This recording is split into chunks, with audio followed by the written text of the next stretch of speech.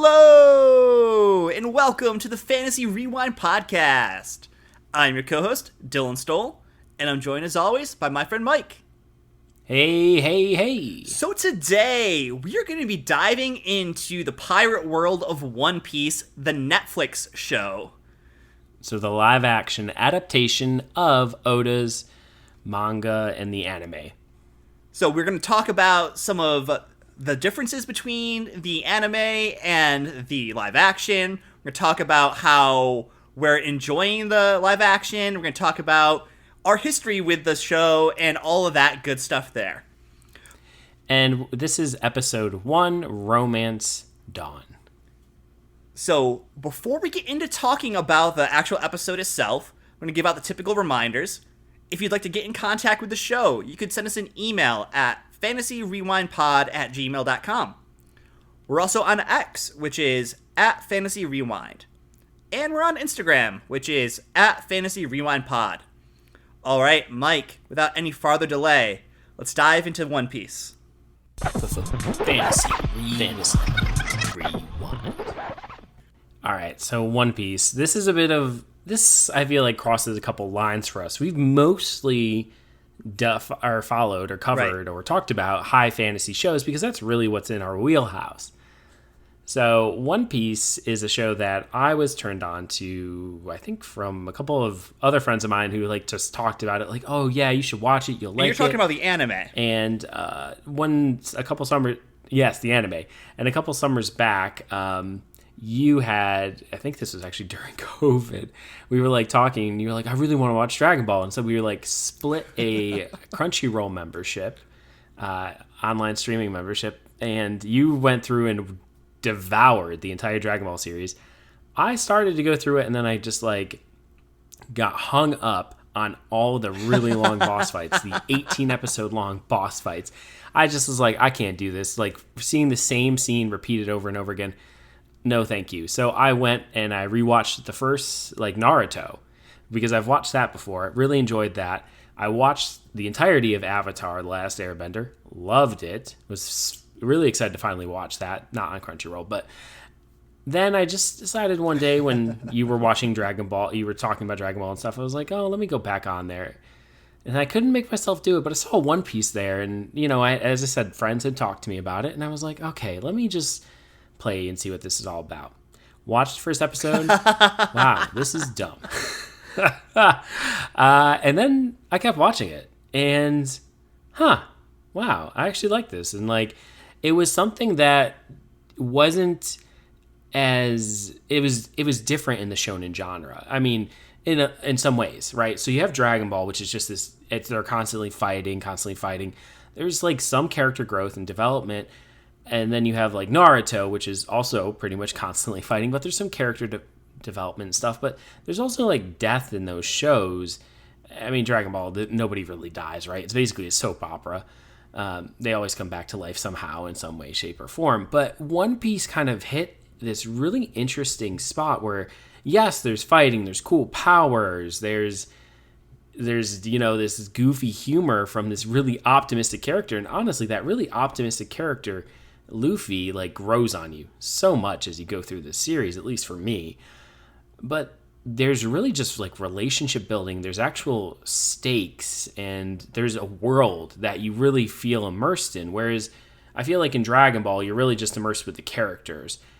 Naruto has that same thing where you're immersed in the world as well.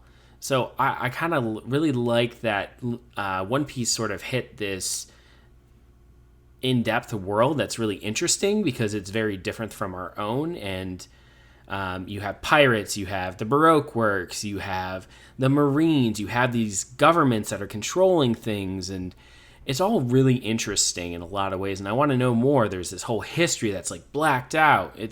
There's so much in depth with that. And so I think that's really what kind of drew me in. And I don't even know what episode I'm on. Which, by the way, there's about 1,085 episodes of the anime as we are talking about this. There's only one season of the live action, thankfully, for right now, which we're covering. But this is a bit out of our wheelhouse, as I said. So I do apologize, and I will refer to the the creator of One Piece as Oda, because I don't want to butcher his first name.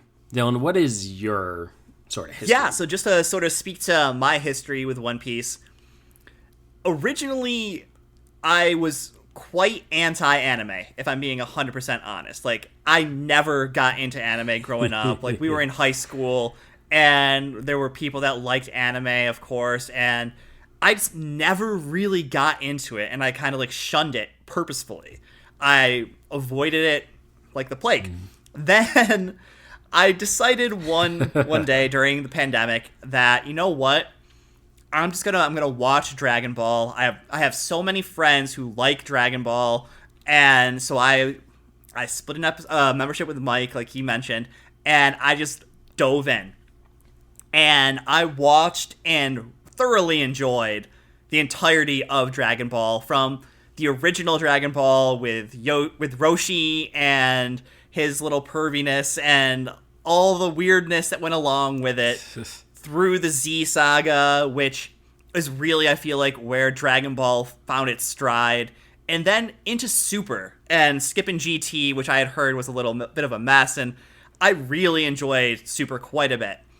And after all of this here, I was really intrigued a little bit by some of the other anime shows that had been out there, but I never really got into them. And then when I saw the trailer for the live action of One Piece, it just looked phenomenal. And I was all about it. I was like, okay, this looks like a show I know nothing about, but I could totally see myself getting into. And so my wife, Amy, and I, we devoured the entire first season of the One Piece live action show on Netflix here. So Mike will have watched this way more recently than I will have, but I definitely watched it, and I'll talk about my enjoyment of it all as we go through there and everything, but I enjoyed it enough that I was like, okay, let's dive in and let's start watching the One Piece anime series. Now, my wife wasn't on board with that. She's like, you have fun. I was like, I will, thank you. And so I started watching the anime, and like Mike said, the anime at first put me off. Like, I did not enjoy the first couple episodes of it.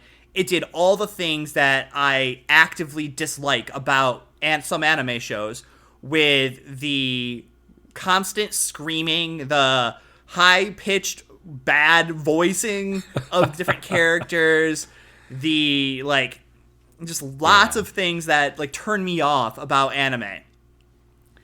But it also did a lot of stuff right. And what it was able to do is it was able to make me endure the parts I did not enjoy and continue watching, and got me to a point where I actually liked it and I actually enjoy it. And so, like, now when I'm up at like 3 a.m. in the morning with my son and I'm trying to soothe him, I'll throw on One Piece and watch it while I'm kind of rocking him and everything like that, giving him a bottle. And it's just one of those, like, guilty pleasure shows almost that, like Mike said, is so out of my typical wheelhouse, because I am all high fantasy all the way, and that's my preference of the fantasy genre. But when you look at One Piece and some of these other anime shows, there are a lot of elements of them that are found in fantasy, or, like, there's a lot of fantasy found within them. Like Mike mentioned, there's, like, the character growth from a character that, like, you start off, like, despising, and they grow on you, and you see that in good books and good movies and good shows. You see the fantastical elements of the devil fruits and the superpowers that they provide different members within the One Piece universe. You see, like, the questing, the like, themes of friendship and never giving up, and all these things that I do enjoy in my fantasy. And One Piece does it a lot, and they do these things to a level that is enjoyable. So I found myself being surprised by the anime, and really more so being surprised and influenced by the live action, which is what we're going to be talking about here. Yeah.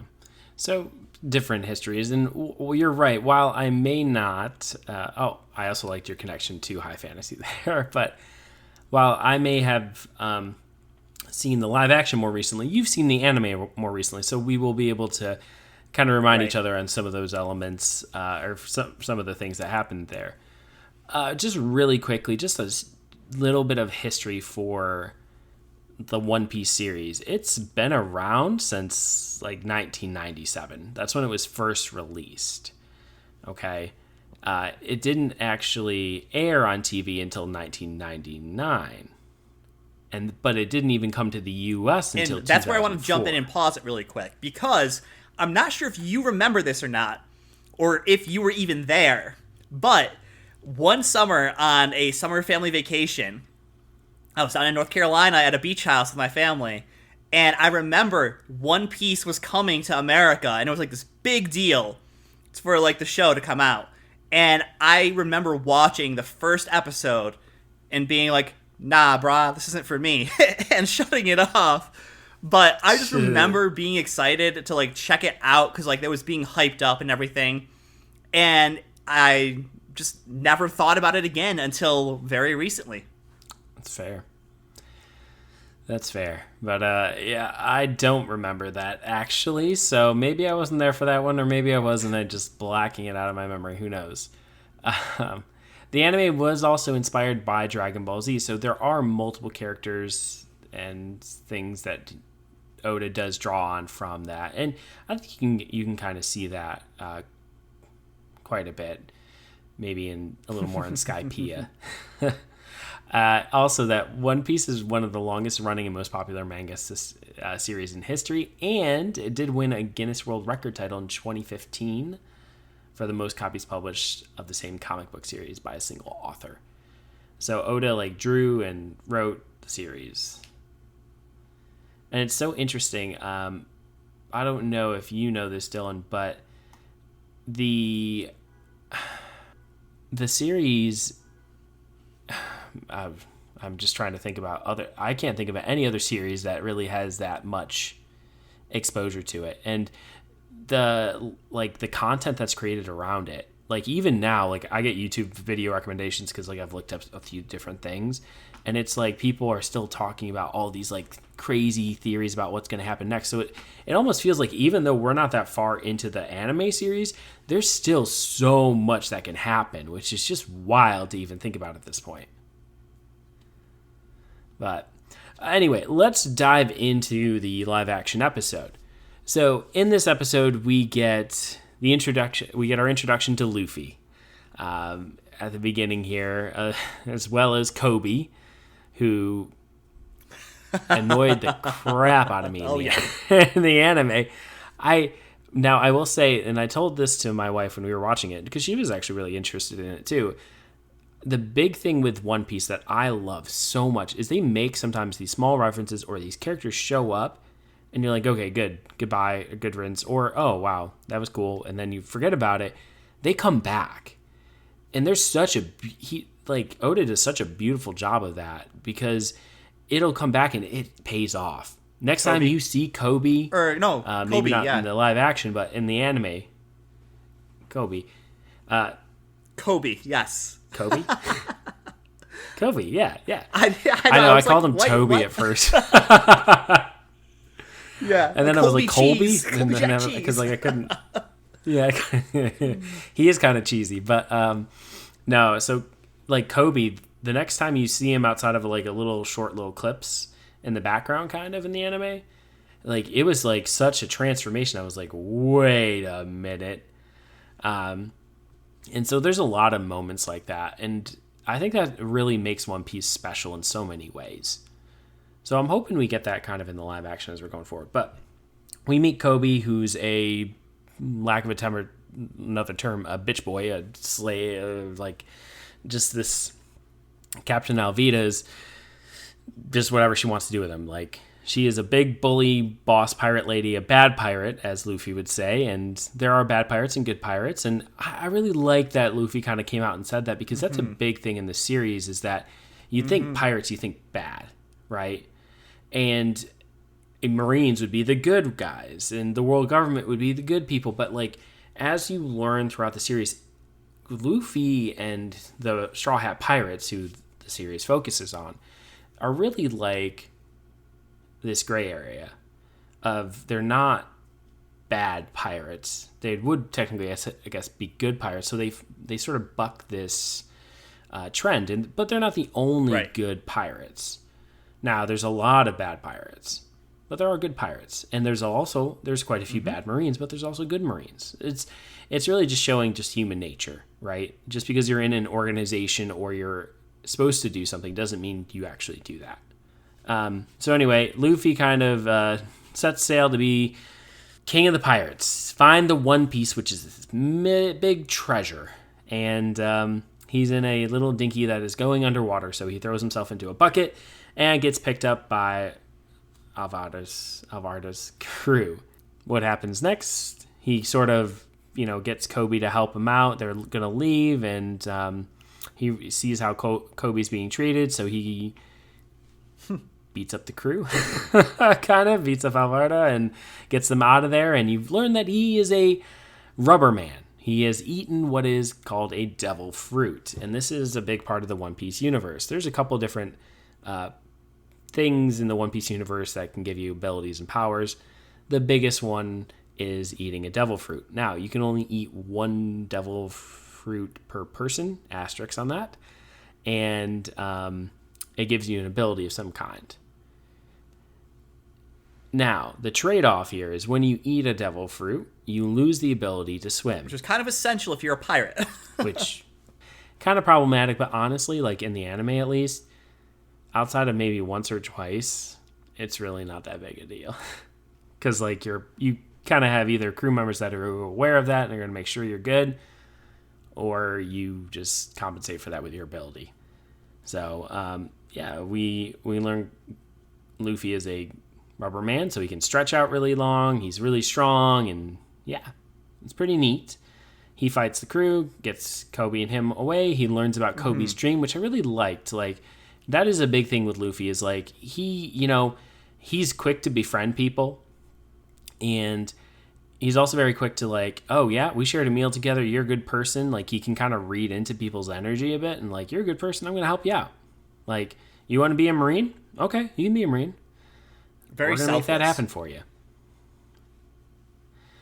Yeah, in a lot of ways, yes, I would agree with that. But again, it's not everyone. Yeah, he can like, kind of he's a good judge of character too, I feel like, and like looking at the person you are on the inside, not just how you're portraying yourself. Yes, and so Luffy is good at that, and he is very forthcoming by asking people to be part of his crew, and he is also very persistent about that.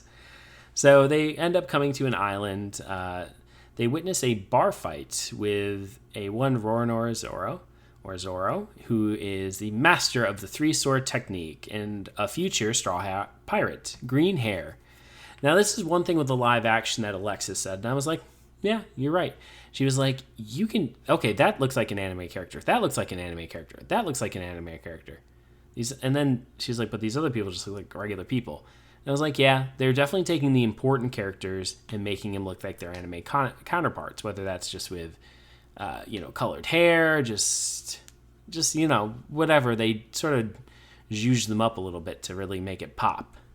Would you notice with any of that kind of effect stuff? Did you think it was off-putting or jarring? No, I actually thought that the blending of the two different styles of like the more anime-centric characters versus the more realistic type of characters, I thought that was great. Like, it didn't seem too out of place for me. And like, even with like Ronor Zoro,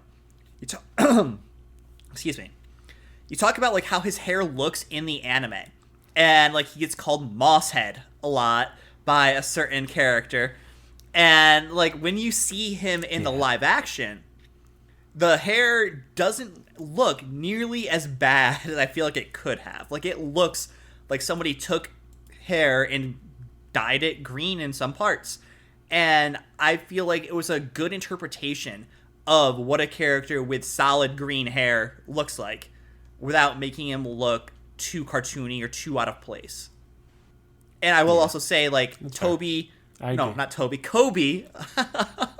has pink hair in the anime. And again, they did a good job with like just like his styling, I feel like, and Luffy looks phenomenal. I want to talk to you a little bit later about like what you think of the characters we've been introduced to so far compared to their anime counterparts and everything.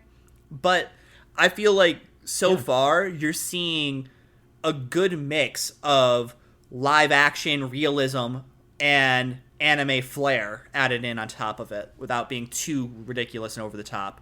Which, again, this show is all about being ridiculous and over the top. So having some of that ridiculousness happen, which it will, is perfectly acceptable and expected. Oh, yeah. And I agree. They're doing a really nice job of blending it, at least in this episode. Now, in this episode, we have, as I said, Luffy and Kobe get to this island. Zoro's there. Before Zoro gets there, we both get Nami's also here as well, who is another future pirate of the Straw Hat crew. And she gets there by duping some other pirates in another group who we learn about in future episodes. And she shows up there, and Zoro we don't know why he's there, but he has come from he's there to actually collect on a bounty of a man from Baroque Works following him, and he kills him at a shrine. I do want to pause here for a moment. This was actually a big difference, and I was so surprised. They showed this on Captain Alvida's ship, and they showed this with Zoro. Yeah. Blood. Like, that was, like, actually really jarring for me because Alexis, like, covered her eyes because she's not really good with any of that. And I was just like, oh, what are you doing? They're not going to show anything. Oh. They do. Oh, Alvida bashing in a guy's head. Kobe cleaning off the blood from her mace. Zoro cutting this man in half. And I think that's really interesting. They are kind of, that realism's still there. It's not just all fantastical, but like still Luffy punching, people and stuff. It doesn't look like it. It's like that. So what did you think about that? So yeah, I mean, if you watch the anime, you do see blood in the anime. However, it is more of like your typical anime style, Dragon Ball Z style blood. Meaning, like a cuts. You get punched in the guts. You might cough up a couple spots of blood and everything like that. But I thought that it did a good job of letting you know that this is a show for adults without being too over-the-top gory. I thought it was still, like an appropriate level of like, oh, that guy got cut in half. It wasn't like a clean slice and you don't see anything. Like, you still see the blood and everything. But yeah, I wasn't too off-put by it. Then again, I typically don't mind that type of gore and everything too. Okay, so what commences is a bar brawl with Nami knocking out a Marine officer for their outfit so she could go in and steal the map of the Grand Line, which is where Luffy's trying to go to get the One Piece, because that's where it was hidden by Gold D. Rogers. We did a terrible job of describing the world here, but that's okay. In this world, it's made up of a bunch of islands. People live on these different islands. Gold D. Rogers was this really famous pirate who got captured and executed at the beginning of this episode. And he basically did what the Marines didn't want him to do, and he started a pirate revolution. He basically said, I left my treasure, you guys just got to find it. And so, also, really quick to barge in here, Gold D. Roger was also considered the king of the pirates. So, Yeah, absolutely. So, it's attributed that you find the treasure, you become the king of the pirates. So, it's a pretty neat thing. He started this whole revolution, and now you have a world filled with pirates. So, anyway, the brawl goes on because Zoro is defending the honor of this little girl who had made him some food, and it's from this brat of a man, and I completely forget him. Yes. I believe it is. Yes, and he has a terrible haircut, and glad they had that in the anime. And he had his character. Alexis was like, oh, there's nudity in this. And then all of a sudden we see Helmeppo later on, like in front of a mirror, and it's like, oh, yep. I don't remember if that was in the anime or not, but that's funny. But anyway, Zoro basically beats up everyone who comes at him, goes to turn in his bounty, and is basically told, because you assaulted an officer, you're going to have to spend a week out in the yard. And so he gets arrested and told that basically he's going to die there. because why would they let him go? And this is by Captain Morgan, a.k.a. Axe Hand, who's a very big narcissist, and also Helmeppo's father, who does not like him, and Helmeppo is also a pretty big narcissist. Very privileged, very annoying, and definitely great to see him get his butt kicked a couple times. Oh, yeah. Always love it. But anyway, Luffy is breaking into this marine base to get this map. And when he goes in, he finds Nami kind of sneaking in, taking out a couple guards, and is like, "Why are you here? Why are you here?" "Well, I'm here to get this map of the Grand Line." She's like, "I'm here to get this map of the Grand Line." So they kind of end up inadvertently working together to try to get this map. Captain Morgan finds out. Also, Luffy releases Zoro. Well, actually, he releases him before he goes for the map. Yeah. And then, which doesn't, yeah. Anyway, and then they basically have a big fight to escape this marine base. They end up working together, even though both Zoro and Nami are like, "Don't like pirates. I'm a pirate hunter. Why would I want to join you?" Inadvertently, they all end up on the same boat, leaving at the same time. Luffy's like, "Oh yeah, we're a crew." Nami's like, "No, we're not." And Zoro is kind of like, "No, we're not," but I feel like it's kind of like half-hearted. Like, he's like, "Yeah, we are." Which is kind of how it is in the anime as well. I kind of want to go in just time to talk about the characters, because honestly, this episode didn't really have a ton here. I mean, you see at the end of the episode, we meet the next captain, who we haven't heard his name yet, so I won't say a certain that, clown pirate. Story-wise, it was really just, the pirate, sorry. Oh, and we do see Garp, who we didn't get his name yet either, probably, but he's a Marine commander who's going to that base. So there's a couple things here that I like, that I wanted to share about the characters, though. Nami's character. I really liked her character live action. In the anime, sometimes I felt like she became too much of a anime girl victim, like scaredy cat. Like, in the show so far, she seems like she's really well put together. She's willing to fight. She's kind of a badass. Love it. I think Zoro is almost spot on. Little less humor so far with him. He's a little more on the serious end of things, but that's okay.